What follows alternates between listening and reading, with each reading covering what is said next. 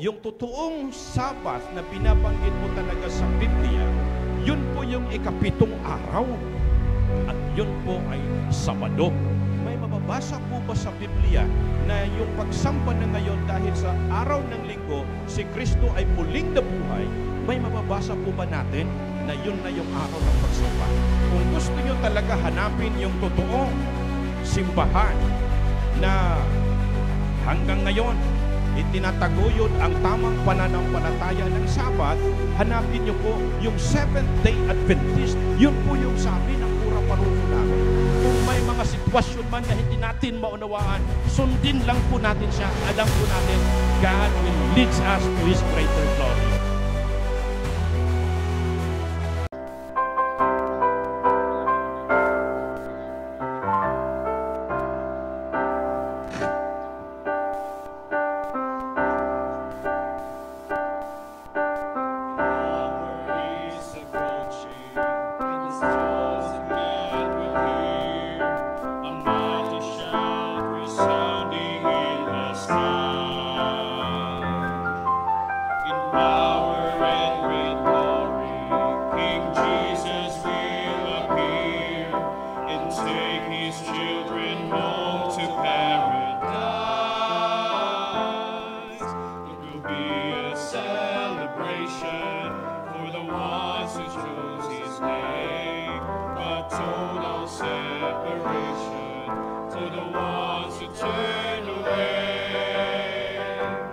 Are you ready for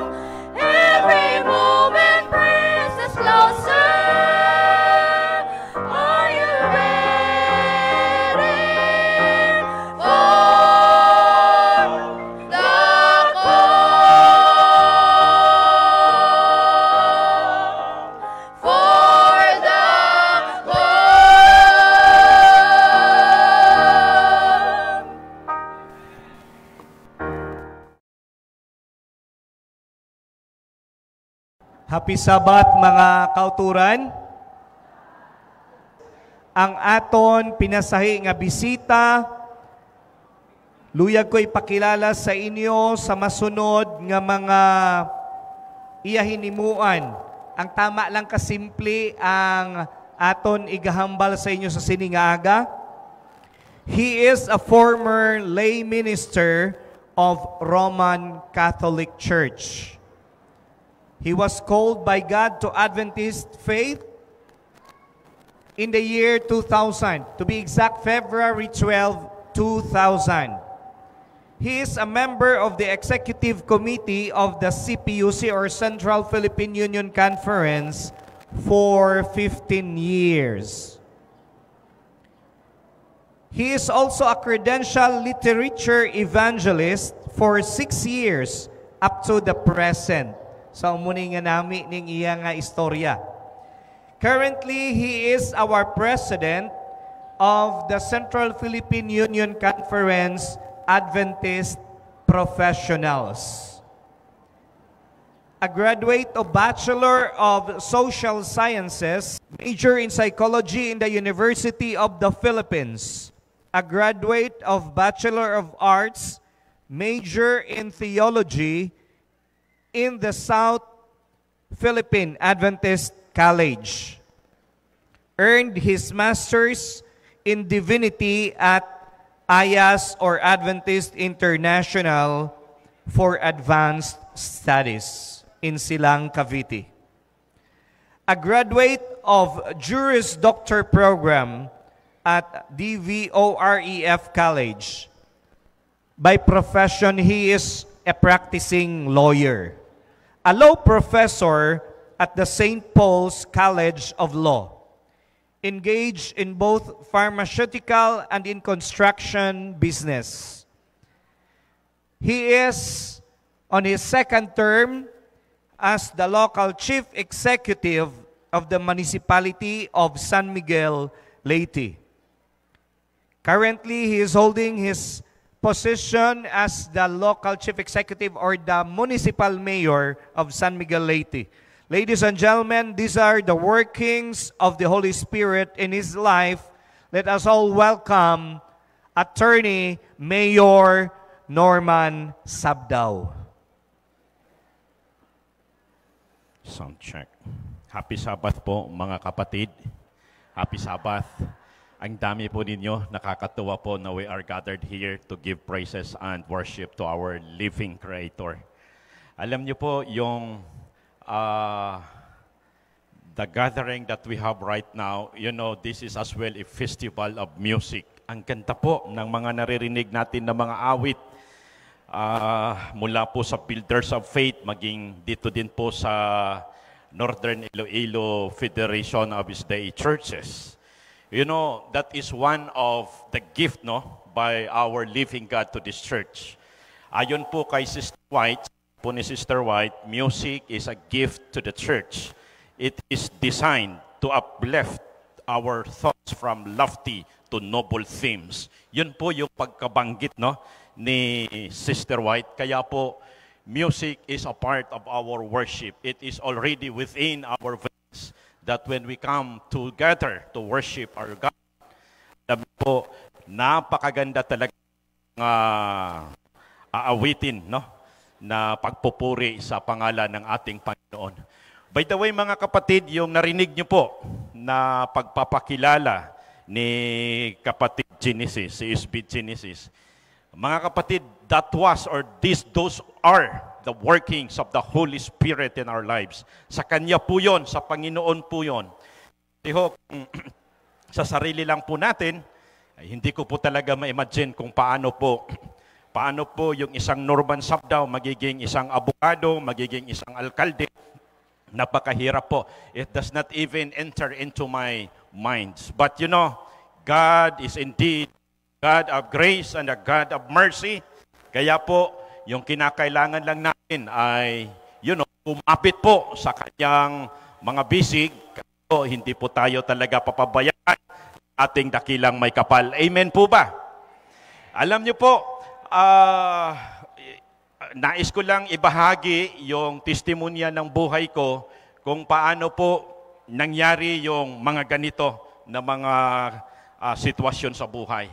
Dalawa po yung bahagi ng testimonya ko. Una po, bago po ako naging member ng Seventh-day Adventist Church at yung buhay ko po nang ako po'y naging kasapi na sa Iglesia ng Diyos.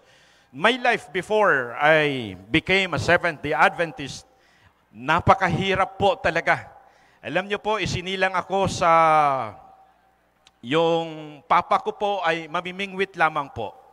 Yung pamingwit, that is the most primitive way, no, of doing fishing. Hindi po lambat yung gamit, bingwit lang po talaga. Hindi din po karagatan yung binibingwitan niya, yon ay ilog lamang po. At saka yung mama ko naman, ay wala din po sila trabaho at hindi nga po sila nakapagtapos sa pag-aaral.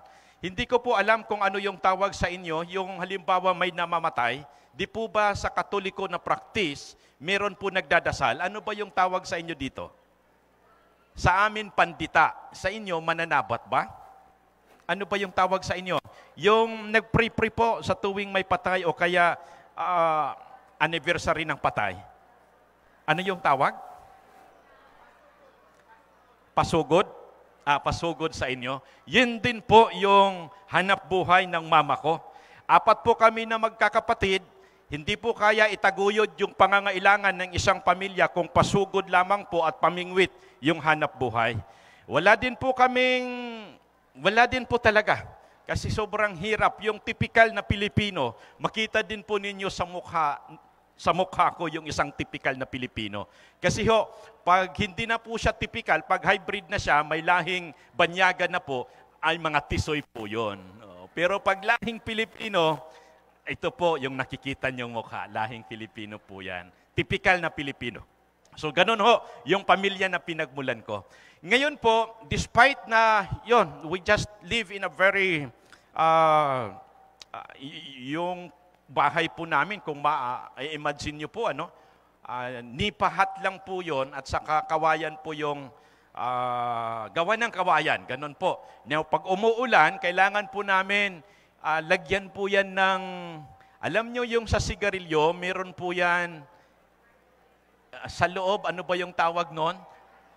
Ayun.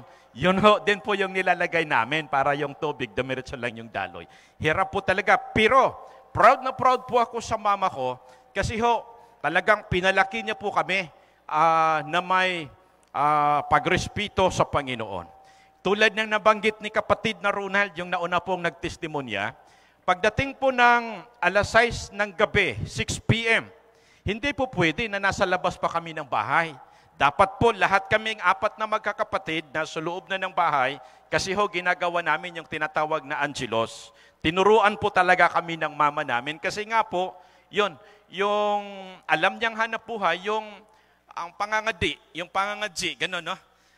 Ngayon, lumaki po ako hanggang nakita po ako ng church namin doon sa bayan namin at naging sakristan po ako. Yung nag-a-assist po sa pari pag nagkakandak po siya ng mass, ng misa, gano'n po. Nang nakuha ko na po yung 3rd year high school, ginawa po nila akong lay minister. Ayun, pinapag-aral nila po ako sa doktrina ng Katoliko, naging sa ilalim po ni Brother Fernan, yung Catholic Faith Defender po doon sa amin. Nang matapos ko po lahat, aralin yung mga doktrina, mga tradisyon ng Roman Catholic, ayun binigyan na po ako ng 3 churches. Bawat Sunday po, yung trabaho namin, kami po yung nagkakandak ng misa, ng mass, no? Sa akin, 3 barangay. Yun yung naging trabaho ko hanggang nag-4th year ako sa high school. Bata pa po ako, ay napagkalooban ako ng gano'n na mga responsibilidad.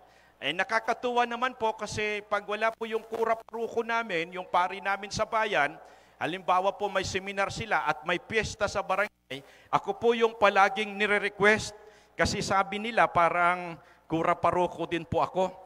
Yung boses ko daw po ay parang ganun na nga sabi nila. Kaya yung ginagawa po namin sa tuwing nagkakandak na po kami ng misa, ito po yung binabanggit namin. Ang Ginoo nga Dios mga dahaiyo. Ganon ho yung ginagawa namin. Tapos yung congregation, they will respond this way. Ngan mga daman haimo. Ganon ho yung mga boses namin doon. Kaya gusto nila yung boses ko na ganon. Ay ako naman po'y natuwa, nag-enjoy. Kaya po napag-isipan ho ng mga teachers po namin sa secondary school, kasi ho alam nila, batid nila na napakahirap lang yung pamilya namin, na-sponsoran na po ako nila. Ipapadala po ako nila sa seminary para po mag-aral ng pagkapari. Graduate po ako March 2000 sana. Pero ho, meron intervention na ginawa yung Panginoon. Sa buwan po ng Pebrero 2000, Marso bali graduate ako, April pupunta na po ako ng seminary. Nakita ko po sa library namin yung isang aklat that my attention was drawn to that book. Yung aklat na po na yun po yung tinatawag na Health and Home. Hindi ko po alam yung aklat na yon. Talagang kinuha ko lang po yon kasi curious na curious ako bago po siya sa library namin. By the way, sino po ba yung mga literature evangelist dito? May I see your hands? Wow, praise the Lord. Meron pa ba? Ayon. Alam niyo po, part of my conversion is from the publishing books. Kaya ho, nakuha ko na po yung Health and Home. Nang binasa ko na po yun, meron po nakaipit doon sa gitna na isang tracts, yung tratados, yung pamagat po ng tract na yon, sabi po doon, kapag ikaw ay naguguluhan, makipag-usap ka sa Panginoon. Ay binasa ko po yun talaga, inaral ko po, inunawa ko po, kasi yun po yung hilig ko talaga, yung magbasa. Yung isinasaad po sa pamphlets na yon, na yung totoong pagsamba sa Panginoon ay ikapitong araw. At yaon po yung Saturday, na tinatawag po na Sabbath day sa Bible. Ako po'y lay minister na noon. Kaya ho, nang inaral ko po yun, pinuntahan ko po yung kura paruko namin, at tinanong ko po siya, hinggil po sa pag-aaral ng Sabbath. Ay sabi ko po sa kura paruko namin, Padre, isabi po sa nabasa ko, yung totoong pagsamba sa Panginoon po pala ay Sabado, ay siya pong ikapitong araw ng linggo. Bakit po yung sinasamba natin, yung araw ng Sunday o linggo, na siya po yung unang araw ng linggo? Sabi ho ng pari namin, okay. Pag-aaralan natin yan sa susunod natin na meeting ng mga lay minister para isahan na lang. Kasi ho kami ng mga lay minister, bago po kami pumunta sa barangay on Sunday morning, Saturday evening ho, mayroon po namin meeting o pagtitipon-tipon. Pinag-aaralan po namin yung gospel at saka kung paano po namin yun i-expound yung theological at practical application. Now, sa isang Saturday evening, yung diniscuss po ng kura paroko namin, yung 10 kautusan, the 10 commandments. Yun ho. Ngayon, sabi niya, o sige, magtanong kayo kung ano yung gusto niyong tanong. Yung president po namin that time, siya po yung chief of police namin. Nagtanong din po siya sa po ng chief of police namin, Father, tayo ho, but Sunday, na first day of the week, ayon po sa binasa natin, kasi wala kaming Bible sa Catholic, hindi po kami binibigyan nun. Xerox lamang po. Pero yung pinasirox po ng kura paruko namin, kumplito ho yung 10 Commandments. Nagtanong ho yung Chief of Police, sabi niya, bakit po siya yung president namin sa lay ministers? Bakit po tayong Katoliko Sunday? Yung nabasa natin sa Bible, 7th day, Saturday po yun ayon sa kalendaryo. Yun ho yung unang tanong. Yung sagot po ng kura paruko namin, mga kapatid, yung sabi po niya, okay, alam niyo po, yung totoong Sabbath na binabanggit po talaga sa Biblia, yun po yung ikapitong araw. At yun po ay Sabado. Sabi po yun ng kura paruko namin. At yun din po yung nabasa ko sa pamphlets ng Health and Home. Yung makipag-usap ka sa Panginoon kapag ikaw ay naguguluhan. Sabi ko, totoo pala yung nabasa ko.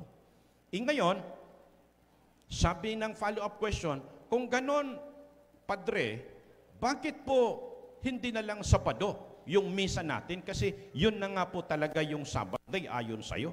Isabi po ng kura paroko namin, sa totoo lang, yun talaga. Pero tayong mga Katoliko, dahil sa tradisyon natin, Sunday yung pagsamba natin sa Panginoon kasi sa araw na yon, doon po na-resurrect yung Panginoong Hesus. Dito nabanhaw ang Ginoo. Yun yung sabi ng kura paroko namin.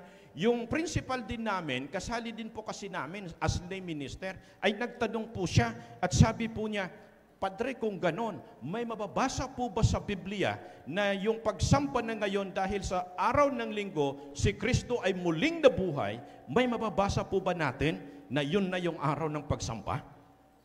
Ay tiningnan ko po yung pamphlets. Sabi ko, wala akong mabasa doon na abagkos, kasalungat yung mababasa talagang yung Lord's Day ay Saturday.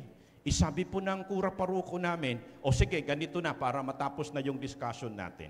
Kung gusto nyo talaga hanapin yung totoong simbahan na hanggang ngayon, itinataguyod ang tamang pananampalataya ng Sabbath, hanapin nyo po yung Seventh-day Adventist. Yun po yung sabi ng kura paroko namin. Hanapin daw yung Seventh-day Adventist. Ngayon, sabi ko, tama talaga yung nabasa ko tapos, yun. Sabi ng pari namin, pag hindi pa dumating ang Panginoon at buhay pa ako at makapag-retire ako sa bukasyon na to, hahanapin ko rin yung simbahan na yan. Ay naipasok yun sa isipan ko. Ay medyo maliit pa ako noon. Imagine, 4th year high school pa ako noon. Ngayon, talagang nababagabag na yung puso at isipan ko doon. Sabi ko, wala namang Seventh-day Adventist sa bayan namin. Kasi sa bayan namin, wala pong Seventh-day Adventist. Hindi ko po kasi alam na yung Sabadista, Seventh-day Adventist na pala yun. Ang dami po ng Sabadista, pero wala pong Seventh-day Adventist. Sabi ko, wala namang Seventh-day Adventist. Balik na naman ako doon sa Health and Home. Sabi sa pamphlets, Cagayan de Oro City, Philippines. Ang layo kaya nito. Kaya yung nakasulat sa likod, Voice of Hope, Seventh-day Adventist, no? Tapos Cagayan de Oro City, Philippines. Tapos, yun yung correspondent box kung magsusulat din. Sabi ko, ba't walang Seventh-day Adventist dito? Alam niyo po, mga ilang araw lang, nagkaroon po ng pag-iibanghilyo yung Sabadista. Kung saan po talaga yung bahay namin, dyan po talaga sa bakuran namin ginawa nila yung pag-iibanghilyo. Kasi yung papa ko po, masyadong mahilig yun makipagkaibigan. Tinanong po siya, pwede ba kami makagamit ng bakuran nyo at dito kami mag-iibanghilyo? Hindi naman alam ng papa ko na ganon yung pakay, tapos sabi pa ng mga Sabadista na mag-BBP daw sila kasi mag-health lecture. Kaya nagustuhan ng papa ko, ayun, nag-ibanghilyo sila doon. Unang araw ng pag-iibanghilyo, doon ako, kasi palagi akong umuwi naman sa bahay after sa klase. Ngayon, yung presentation doon, Daniel 2, yung presentation. Yung speaker nila, parang komentarista ng Bombo Radyo, alam nyo yon? Sabi ko, ang lakas ng boses, napaka-confidente, atake yung dating. Sabi ko, ano ba to? Ngayon, after ng presentation niya, sabi niya, o sige, sino yung gustong magtanong? Magtanong kayo. Ngayon, ako ay lay minister. Tumayo po ako. Sabi ko sa kanila, ako po ay isang lay minister. Karapatan ko po at trabaho ko po na dipinsahan yung pananampalataya meron kami. May isa ko pong katanungan, sakaling mabigyan niyo po ito ng tamang sagot, ay ikakatuwa po namin yon. Yung tanong ko po ay ganito. Sabi ko sa kanila, brother, sa hindi pa po kayo naging Sabadista, saan po kayo galing? Ayun lang po yung tanong. Kasi yung turo sa amin, the Catholic Church is the first church in the planet Earth at maging sa Pilipinas. 1521 pa yun. Alam ko yung awit na yon. In March 21, 1521, when Magellan landed in Mactan. Yung mga awit na ganun, dala niya yung Katolicismo. Wala pa pong Sabadista.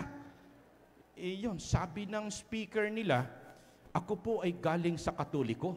ay kuha din po uli ako ng microphone. Sabi ko sa kababae, kaparang sa ka-village namin, maliwanag po yung sagot nila. Mula po sila sa Katoliko. Kasi po yung unahang iglesia, Katoliko po talaga, pakpakan po lahat yung village namin.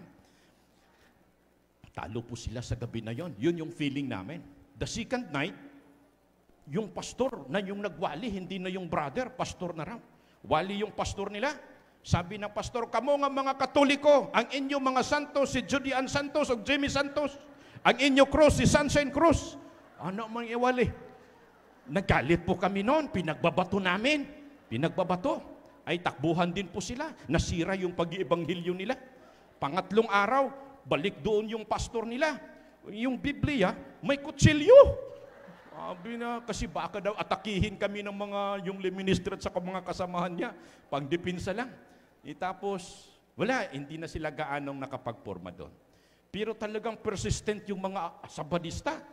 Ngayon, ika-4 na araw, umalis na ako sa bahay namin. Hindi na ako nakikinig. Kasi parang bumburadyo talaga eh. Sabi ko, di na ako uwi ng bahay. Natapos po yung pag-iibanghilyo nila at ako po'y umuwi na. Ngayon, sa Friday na po na yon, sabi ng mga magulang ko, kami ay magpapabautismo sa Sabadista. Sabi ko sa kanila, wag naman. Ako ay Roman Catholic Church lay minister. Masama yon, hindi yon maganda na modelo. In short, nakumbinsi ko yung mga magulang ko. Ngayon, pagka Sabbath morning, Saturday morning, ang dami pong dumadaan sa bahay namin kasi naglalakad lang yung mga tao. Sa tuwing dumadaan sa bahay, sasabihin sa mga magulang ko, sama kayo, magsimba tayo, yung ganyan. Sabi ko sa mga magulang ko, pasok kayo sa kwarto, ako na bahala dito sa labas. Nagtatanong sila, saan magulang mo? Sabi ko, wala dito po. Ngayon, invite nga ng invite sila. Ang dami, ang sobrang dami ng dumadaan. Ako po'y na-curious. Ano po kaya yung ginagawa ng mga tao na to? Closing po ng pag-iibanghilyo at the same time po, association gathering po pala. Parang ito din na federation gathering ng mga churches, no? Ngayon hindi ko na alam bakit nangyari yung ganon. Ako po'y naligo at nagbihis. Pinuntahan ko po yung iglesia ng Sabadista. Pero hindi po ako pumasok sapagkat galit po ako sa kanila. Kasi nga po, yung ibang mga ka-community ko ay yung iba nagpabaptize. Galit ako. Sabi ko sa kanila, di maganda yung ginawa nyo eh. Pa-BP-BP kayo, front lang pala ninyo yon. At the end of the day, gusto nyo ma-convert yung mga tao. Ayun. Now, pagdating ko po doon sa simbahan nila, ang lakas po ng trompa. Grabe ang lakas. At saka ang gulo. Kasi Sabbath school lesson by class. Sabi ko, hindi to totoong iglesia. Ang ingay nila. Di po ba yung Katoliko Church napakasulimni? Talagang tahimik po. Yung magsasalita lamang yung pari o kaya yung lay minister. Ngayon, matapos po yung Sabbath School program, ay bigla pong natahimik.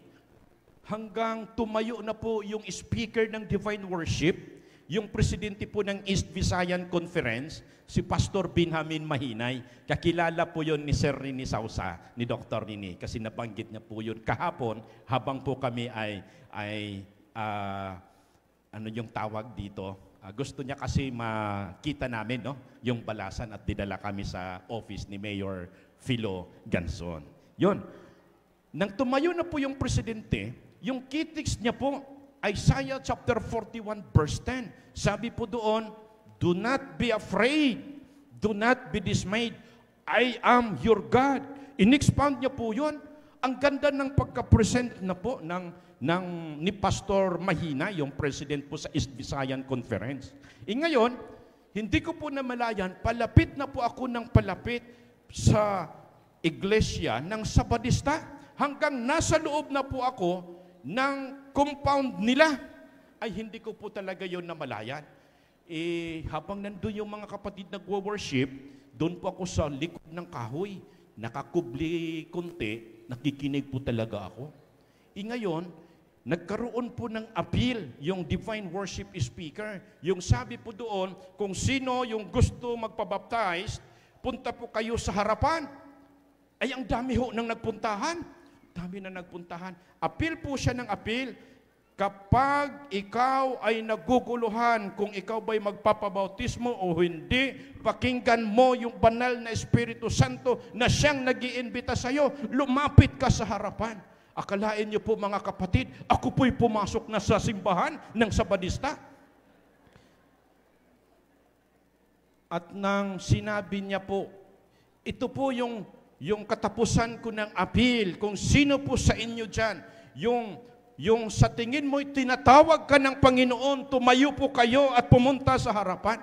Ako po'y naglakad papuntang harapan. At nagkaroon po ng closing prayer. Ngayon po, after ng closing prayer, kasi galit na galit yung mga elder sa akin.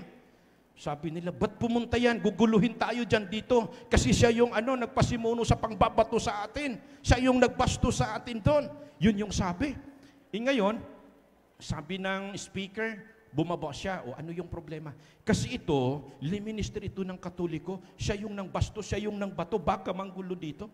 Ba't nandyan siya sa harapan? Gusto magpabautismo? Nanggulo nga siya. Ikinausap ako ng presidente, sabi ko sa presidente, hindi ko po alam. Pero nakapagbasa po ako ng Health and Home na may pamphlets po doon nang sabi kapag ikaw ay naguguluhan, makipag-usap ka sa Panginoon. Hinahanap ko po yung Seventh-day Adventist. Ngayon po alam ko na yung Sabadista, siya pala yung Seventh-day Adventist. Kaya po nagdesisyon ako magpabaptize. Habang nakikinig po ako sa inyo, nawala po yung galit ko sa mga elders hanggang lumapit at napunta po ako ng harapan. Ngayon, sabi ng President, wag natin, ano yung tawag sa inyo nun? Ayaw naton babagan ang desisyon sa usa ka tawo nga moduol sa Ginoo. Pero ayaw po talaga ng mga elder. Sabi ng mga elder, wag muna, i-Bible study natin yan. Bakal yan, spy lang yan, yung mga ganon. Pero sabi ho ng President, i-baptize natin siya. We should not deny any single soul who would like to follow Jesus. Ayun ho, after po ng kainan, hindi din po ako kumain. Sabi ko, okay lang, di lang ako kakain. Hindi ko pa kasi sila, strange pa talaga ako eh. Yun, pagdating sa hapon, ang dami po ng, sige, kung sino yung gusto magbabaptize, punta na doon. Dahil nga po ako'y wala pang kaibigan, doon lang po talaga ako sa pinakalikod. Ako yung pinakalast. 73 po yung candidate for baptism. Isa lang po yung pastor na nagbabaptize. Ako ho yung panghuli. Ngayon, habang may nababaptize, palapit kami. Ako naman po'y hindi na makalapit. Kasi hindi na talaga ako hindi na ako makalakad. Doon na lang po talaga ako sa kinatayuan ko na parang nakuryente na ako. Sabi ng mga kapatid, brother, doon po tayo kasi nandun na yung pila sa unahan. Ay hindi po talaga ako ganun na lang, static na lang talaga ako. Until na dalawang elder, ginabayan ako nila, sa akin na yung turno ng pagbaptize. Ngayon, nang nabaptize ako kasi wala akong padala-dala, umuwi po ako sa bahay. Pagdating sa bahay, sabi ng papa ko, ba't basa yung damit mo? Sabi ko sa kanya, nabaptize po kasi ako. Nagalit ho yung papa ko at mama ko. Gusto namin magpabaptize, inayawan mo. Ikaw pala yung may gusto, ba't di mo na lang kami sinama? Sabi ko sa kanila, di ko po alam ano yung nangyari. Wala po kahit isa sa kanila na nag-imbita. Sariling desisyon po at di ko rin alam ano ba yung feeling ko. Sabi ko sa mga magulang ko, basta nabaptize na po ako. Galit na galit po yung papa ko. Tinawagan ngayon yung padre namin, yung kura paroko. Around 7 o'clock, dumating ho yung lay minister namin na grupo at kura paroko. At tapos na rin po nakapaglitson ng baboy yung papa ko. Kasi may maliliit namin na mga baboy. Kainan na. Yung nasa lamisa, baboy. Sabi ko, pero that time, bago po akong baptized, pero ayaw ko na po yung amoy ng baboy, ng litson. Sabi ko, nasusuka po ako, kaya nang sidatingan na po sila, yon sabi nila, ba't ka nagpabaptized? Minister ka. Gusto ka namin maging pare. Sabi ko po sa kanila, hindi yun po sariling desisyon ko. Hindi ko rin po alam bakit nabaptized po ako. Kaya sabi ng pare, bumalik ka, punta ka bukas sa kumbinto. Kasi pagkabukas, Domingo, bali magmimisa kami. Ay, hindi na po ako dumating. Sabi ko, hindi na. Pagka-Lunes, pinatawag po ako ng principal namin. Ganon din po yung tanong. Napaiyak po siya. Kasi yung pundo nila na dinididak sa monthly salary nila ng mga teachers, yun po kasi yung gagamitin ko pag-aaral, ay nasa kamay na niya. Paano na ito ngayon? Sa galit ho ng principal namin, pinatawag din po yung teachers namin, yung mga fourth-year high school teacher. Sabi nila, huwag mo ipagpatuloy yung pagiging sabadista, hindi yan maganda. Yun yung sabi nila. Pero may teacher ko po na isa, sabi niya sa akin, pinuntahan niya ako. Sabi niya, panindigan mo yung desisyon mo, don't be flip-flopping. Yun yung sabi niya. Yun, pinapagsalita ako nila, bakit ako nagdesisyon. I shared to them the Sabbath teaching and the second coming. After ng 30 minutes, naunawaan din po nila ako. Ayun, yung iba, binawasan po ako ng grado nila kasi ayaw daw nila. Okay na rin ako.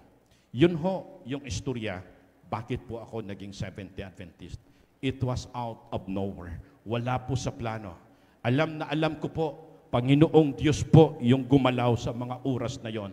Hindi po yung sariling desisyon, hindi ko rin po alam nga until now bakit naging ganon. Basta I have been baptized to the Seventh-day Adventist Church. Ngayon ho, nagka-problema na ako. Paano na lang yung pag-aaral ko sa kolehiyo? Kasi hindi po kaya talaga ng mga magulang ko na tustusan yung pag-aaral. Ang layo ho kasi ng college, it will take around 40 minutes, no? Yung pasahe that time, 25, ngayon 71 pesos na. Yung pamasahe pa lang, hirap na yung mga parents ko. Tuition talagang wala. Pero ho, nang tinanggap ko na po yung Panginoong Hesus, hindi din po ako nagpa-Bible study kasi para sa akin bias eh. Wag ho kayo yung mag-Bible study. Bigyan lang po ako ninyo ng guide, aaralin ko po yun. Yun, nakuha ko po yung green na aklat, yung Unity yung title, English po siya. Yun ho yung 27 fundamental belief ng Seventh-day Adventist.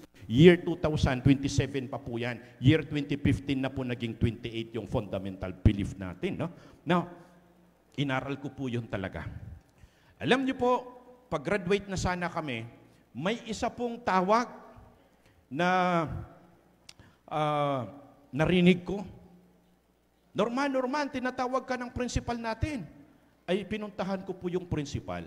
Sabi po ng principal, Norman, alam ko yung bagong pananampalataya mo ngayon ay tama, mabait ka naman. Ipagpatuloy mo yan, may good news ako sa iyo. Sa lahat ng mga kaklase ko po na nag-take ng University of the Philippines College Admission Test, 23 kami lahat, isa lang po ako na nakapasa. Sabi ng principal namin, ba't ikaw lang yung nakapasa?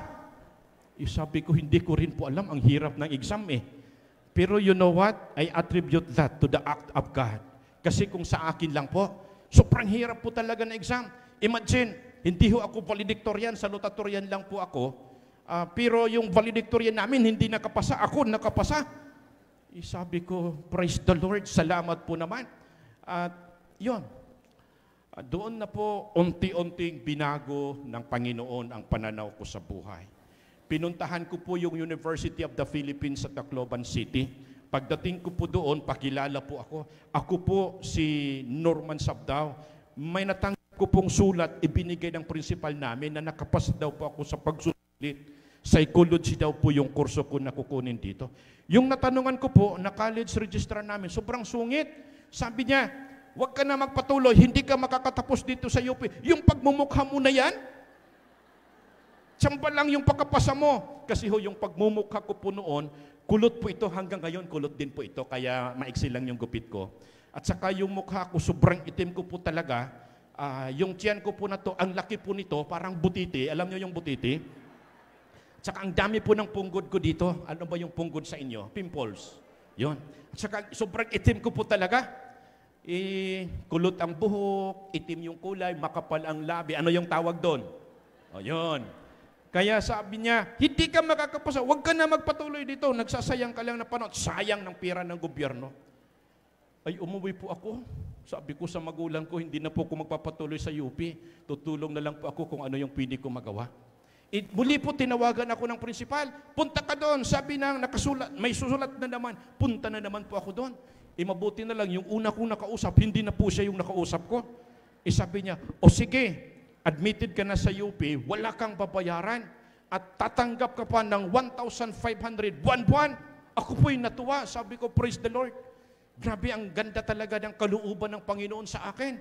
Ngayon ho, nang nag-aral na ako, akala ko yung 1,500, magkakasya na sa isang buwan. Hindi po Kulang na kulang, pangbayad sa boarding house, sa school, etc. etc. Yung ginawa ko po, ay naghanap po ako ng mapapagtrabahuan. Mabuti na lang, may nag-open po yung kauna-unahang Jollibee sa Tacloban City. Sa labas po ng Jollibee, ano po doon, nakatatak, wanted. Submit i-biodata if you are interested to become a crew. Bili po ako ng biodata. Pasa din po ako. Yung napasahan ko po, ang bait din naman niya kasi nang pinasa ko po siya, sabi niya, magtatrabaho ka? Opo. Estudyante ka ba? Opo. Paano ka makapagtrabaho? 5 hours a day po yung itatrabaho ko. O sige, tanggap ka na ngayon mismo. Tanggap ka na ngayon. Report ka na kaagad. Sabi ko, huwag po muna, magpapaalam po muna ako sa professor ko na hindi ako makakapasok sa mga oras na yan. Sabi niya, sige, basta tanggap ka na. Pagkabukas, report po ako kaagad. Ako'y tuwang-tuwa kasi tanggap na ako, 12 pesos po bawat oras yung sahod po namin. Pagdating ko po doon, yung binigay po na trabaho sa akin, tagalinis ng CR, ay sinunod ko po kaagad yung trabaho. Tapos tiningnan din po niya yung trabaho, sabi ng nag-hire sa akin, okay. Pag dumating yung may-ari dito, kailangan walang panghe kasi pag may panghe, tanggal ka. Sabi niya, ang tapang ng may-ari nito ha. Tapos yun, tinanong ko siya, ma'am, bakit niyo po ako tinanggap kaagad? Tinanggap kita kaagad dahil sa mukha mo. Walang ibang magtatrabaho dyan kung di ikaw lang. Sabi ko, ako'y natuwa naman po nang dahil sa mukha ko, ako po'y natanggap. Yun, pumasok na po yung may-ari, ang tapang. Kumandidato po siya na city mayor sa Tacloban City. Hindi pwede na mapanghiha. Bawat labas ng kliyente, pasok ka rin. Limpyo. Alam niyo po yung dati kasi hindi pa high-tech. Kamay pa yung ginagamit talaga Sa, ano ba yung hinis sa inyo? Yung map? Wala pang tulad ngayon. Talagang ginawa ko po lahat 3 years po ako na naging janitor sa kauna-unahang Jollibee sa Tacloban City. Ako po'y natuwa kasi nakakapagpadala pa po ako sa mga magulang ko. On the 3rd year ko po, nakita ako ng librarian namin ng UP. Sabi niya, UP ka ano? Sabi ko, opo ma'am, psychology po yung kurso ko doon. Ilang year ka na ba? 3rd year na po ako ngayon. Ba't narito ka? Ako po yung janitor sa CR, ako po yung tagalinis. Sabi niya sa akin, sige, punta ka bukas sa office ko, mag-usap tayo. Tahan ko po yun. Sobrang tapang, terror ng librarian namin. Katok na po ako. Sabi ko, ma'am, ako po yung pinapapunta niyo po, na nakita niyo po sa Jollibee. Sabi niya, okay. Opo. Ano trabaho mo doon? Ma'am, ako po yung tagalinis ng CR. Magkano yung oras mo doon? 12 pesos. O sige, dito ka na. 15 pesos yung oras mo. At least hindi ka na maglalakad. Dito ka na mismo sa UP. Ako'y natuwa.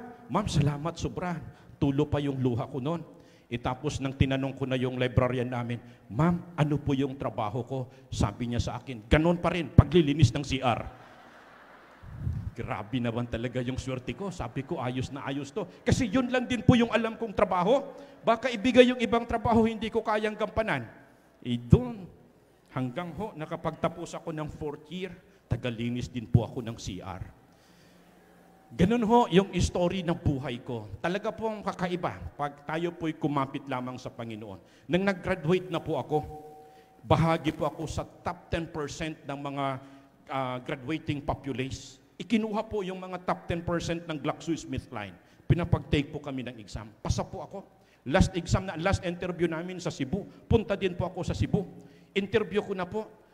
Pagdating namin doon, grabe, power dressing, naka-necktie sila, ganda pa nila, ang gwapo. Ako po talaga sobrang dihado. Wala nga pong damit na na pwede, hindi talaga, hindi fitted sa ganun na mga hiring. Ngayon, nang nakita na ako ng HR nila, sabi, ano yung ginagawa mo dito? Sabi ko, ma'am, pinapapunta daw po ako dito kasi final interview. Sabi ng HR, yung hinahanap namin with pleasing personality, hindi kayon. Tapos sabi niya, di bale, tinignan papel ko, laki yung score ng grado mo, may utak ka, clinician ka na lang. Naging clinician po muna ako sa GlaxoSmithKline. Until na, sabi ko, maliit yung salary. God leads me to the next employment. Nagkita kami ni Sir Ronald Yu, yung nagtestimonya kanina. Siya po yung supervisor, siya din po yung HR. Ngayon ho, yung hinahanap ng company nila, 2 lang po yung i-hire. Ang dami po namin na applicant, pero may lamang ko po. Kasi mula nang naging Adventist ako, habang ako po'y nagwo-work sa Jollibee, sa mga bakante ko pong oras, ako din po ay nagkakanvas ng aklat. Tuwing summer, ako po'y bahagi sa MBC na mga literature evangelist. Ako po'y nagkakanvas din. 2 summer, ako po'y naging leader po ng mga student literature evangelist. Ngayon, nakita ng may-ari ng kumpanya na ayos yung sales performance ko. Ayon, pinasample ng ng sales talk. Dapat daw creative selling. Alam ko po yung AIDA kasi, tinuturo yan sa atin, mga literature evangelist. Di ba yung AIDA? Attention, interest, desire, at action. Alam ko po kung paano i-entice, bibigyan ng pagpapahalaga yung kliyente. To create an attention, ina-appreciate muna natin yan. Pagtingin ko po na maraming award ng may-ari, doon po ako nagsimula. Sabi niya, may alam to . And then, I create an interest. How would you like to optimize your income, sir? Ayun. Tapos sabi niya, pwede to. Pwede to. Hindi ko po inaasahan po talaga ako po'y nakuha. Nagtrabaho po ako. After 3 months, binigyan po ako ng brand new Honda City 2007 model. Tapos, in the 5th month, pinadala na po ako sa Cebu City. Ginawa po ako nilang midrep, si Sir Ronald yung area manager namin. Tapos, pinabalik siya sa Eastern Visayas. Ako po yung ginawa na po nila na supervisor. Sabi ko, okay na to. Ngayon, ang layo ng pamilya ko nasa Leyte. Nag-request din po ako ng transfer. Ayaw din ho ng management. Doon na po ako nagsimula. Kinausap ko si Sir Ronald, si Brother Ronald. Sir, mag-partner tayo. Tatag tayo ng sariling business natin na pharmaceutical. Magaling to sa PR. Ako naman, yung expertise ko doon sa field. Nagtayo po kami. Hanggang lumaki ng lumaki, hanggang buong Visayas po ng pharmaceutical industry, ng expansion namin, pinasok na po namin. Yung Iloilo, nakapag-expand din po ako dito. At saka nag-import na rin po ako ng pharmaceutical products. At saka sa tulong ni kapatid na Arlan, yung choir director namin, yung doon sa gilid, nakapag-branch na ako ng Mindanao. Yun ho yung simula ng buhay. Talagang binago po ng Panginoon. Meron po namin drugstore, nakapag-import, ang dami po ng empleyado namin ng mga midrep, ang dami ng sasakyan. You know, all of those is because of God's miraculous grace. Ngayon, inimbita ako ng kandidato pagka-mayor sa bayan namin, year 2013, sabi niya, takbo ka bilang mambabata sa bayan ng San Miguel. Pareha kami UP Sabi niya, UP, binayaran ka ng gobyerno, magserbisyo ka sa gobyerno. Ako naman po'y talagang may utang na loob. Sabi nga po ng UP, kailangan namin bayaran in the form of service. Tumakbo po ako. Ako'y nanalo. Tapos sa pangalawang term ko, tumakbo po ulit ako, ako'y nanalo. After sa second term ko as municipal councilor, kasi pag 70 Adventist po talaga, kung tayo po'y maninindigan lamang sa mga prinsipyo ng pananampalataya natin, makikita po nila yung kaibahan natin sa iba. Kaya sabi nila, takbo ka na bilang alkalde. Ayaw ko po kasi that time nagre-review ako ng bar. Kasi habang po ako'y nagmimidrep, habang ako'y nagdinegosyo, ako din po ay nag-aaral ng law. Ngayon, nag-back out yung kandidato. Wala na pong iba. Ako po yung sinabak. To cut the story short, nanalo ho ako sa botos na 387 na agwat sa incumbent mayor na tinalo ko po. Ngayon, naging mayor na po ako. isabi ko sa Panginoon, Panginoon, ano ba yung plano mo? Pero bago po ako naging Panginoon, kasi aral lang po ako ng aral, natapos ko na rin po yung kurso ng theology doon sa South Philippine Adventist College sa Davao. Doon kami nagkita ni kapatid na Arlan. Isabi ko sa Panginoon, Panginoon, yung gusto ko po sana maging pastor. Bakit ho nasa politics ako? But alam na alam ko po may gagawin yung Panginoon. Kaya yun, nagpagkamit lang po talaga kami kung ano yung guidance ni Lord. Alam niyo po, sa unang termino ko po bilang mayor, from the year 2019 to 2022, nakapag-baptize po kami ng more than 1,000 precious souls sa bayan namin. During COVID-19 ho, na sobrang hirap, wala pong makandak na Bible study. Yung bayan po namin, sobrang dami ng baptized namin kasi nasa quarantine po sila eh. Di Bible studyhan na natin to. Alam niyo po, yung district pastor namin, siya po yung top notcher sa buong Central Philippine Union Conference in terms of baptism and in terms of tithes and offering remittance. Hanggang ngayon din po sa second term, hindi po kami huminto, ibanghilyo po kami ng ibanghilyo. Kaya nga sabi ko kay kapatid na Arlan, pareho kami kasi theology, sige, ito yung vision natin. Bago tayo magtapos sa politika, lahat ng barangay ng bayan ng San Miguel Leyte, tayuan natin ng iglesia ng Panginoong Hesus. Kaya ho sa bayan namin ngayon, ilan na ba yung church natin? 7 siyam? 8? 8 na po yung churches namin doon. 21 barangays po yon, ang laki pa ng challenge, uubusin po talaga namin yan by God's grace. 1 barangay, 1 SDA church, yung vision po namin. Kaya ho, doon ko po nakita, ito pala yung plano ng Panginoon. Bakit ho talaga naging mayor ho ako? Tapos lately, may bagong tinutulak yung mga kapatid natin. Kasi ho nang umupo tayo bilang Adventist Professionals President, tayo po'y umikot sa buong teritoryo ng Central Philippine Union Conference, maging yung sa Romblon. Sabi nila, mabuti siguro ikaw na yung tatakbo na kinatawan ng party list natin. Sabi ko, wala daw tayo party list na Seventh Day Adventist. Kaya hirap na daw tayo sa pagre-renew ng mga franchise natin sa television at saka sa radyo. Kailangan kasi natin sa Congress. Dati, may aangat tayo. Ngayon, parang wala nang aangat at hindi na po nakaangat. Iyon, sabi ko sa kanila, pinapaubaya po natin sa Panginoon.